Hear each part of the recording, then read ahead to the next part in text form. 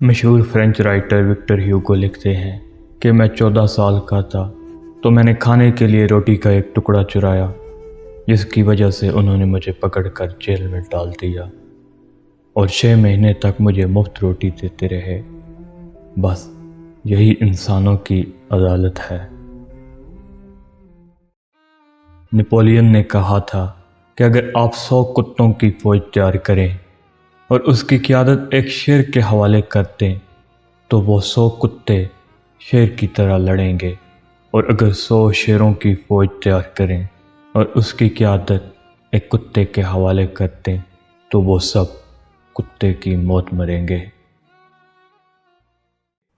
معلوم نہیں دونوں میں سے کیا زیادہ تکلیف دہ ہے، پورا راستہ طے کرنے کے بعد آپ کو پتہ چلے کہ آپ غلط منزل پر پہنچے ہیں، یا آدھا راستہ طے کرنے کے بعد معلوم ہو کہ آپ غلط راستے پر ہیں۔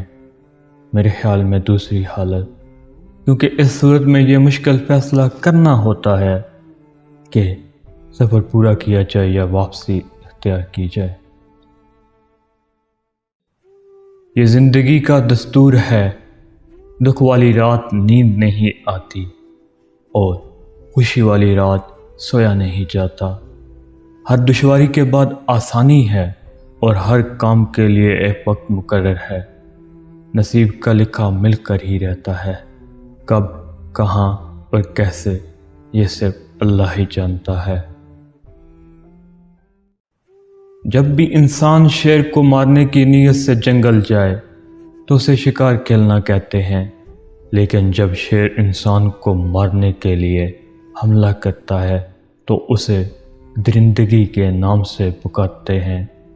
جرم اور انصاف میں صرف اتنا ہی فرق ہے۔